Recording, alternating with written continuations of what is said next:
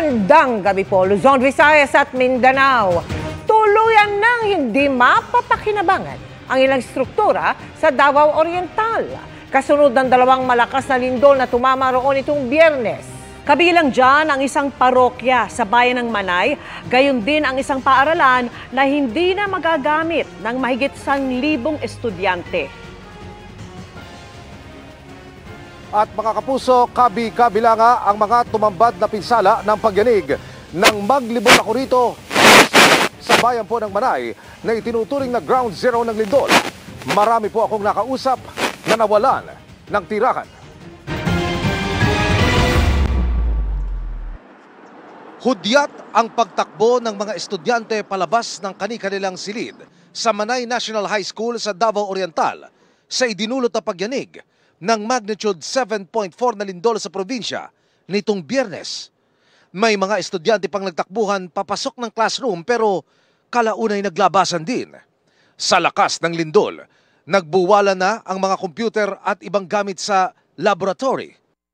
Sa isa pang silid, may mga estudyanteng nag-duck, cover and hold pero kumaripas din ang takbo paalis, sabay ng isa-isang pagbagsak ng mga gamit sa loob. Ang mga tao sa gymnasium ng eskwelahan, kitang-kitang nagpulasan ng maramdaman ng malakas na pagyanig. Ang pinsalang iniwan ng lindol sa eskwelahan, mababakas sa nasira nitong istruktura.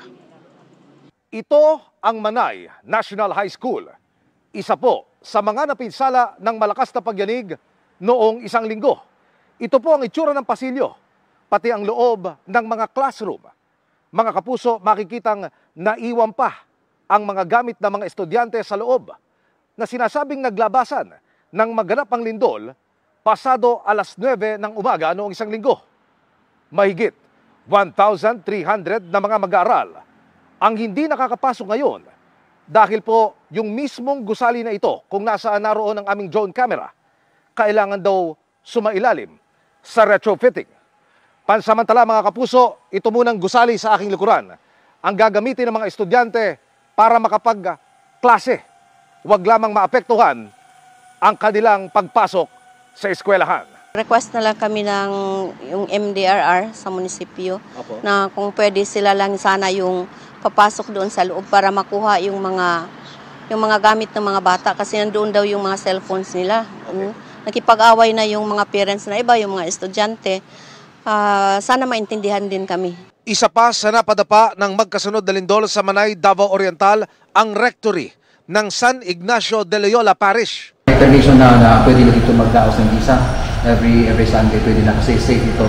O yung sarap ng mga engineer. Ang damage ang total damage dito sa area mo ay yung rectory. Yung rectory. Nasaan yun? Nasa kabila po.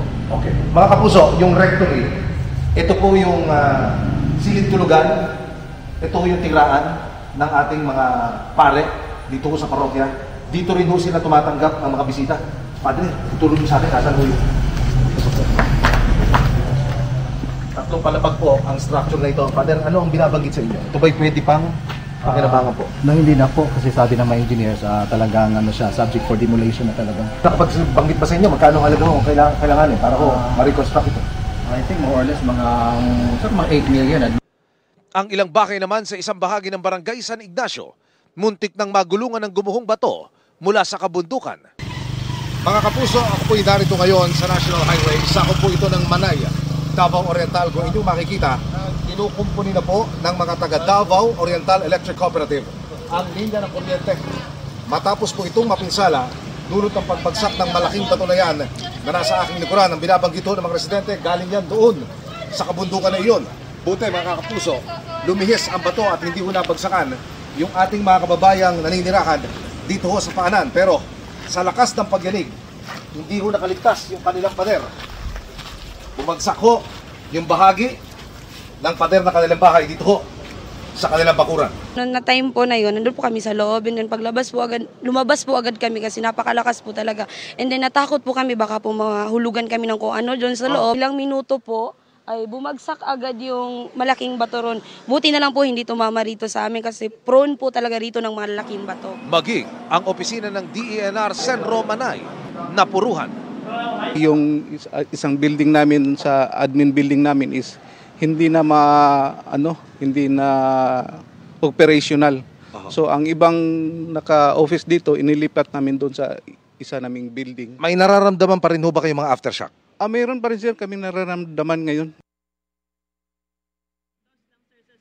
Wala nang back.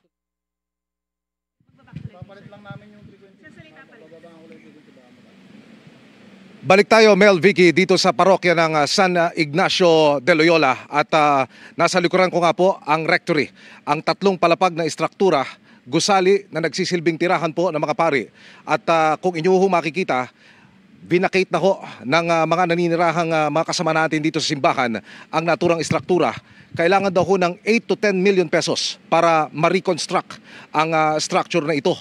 Sa pansamantala, Mel, Vicky, naninirahan yung mga pari, pati na yung ilan sa mga taong simbahang nariyan dati sa rectory, dito mismo sa gilid ko lamang, sa gilid ng simbahan.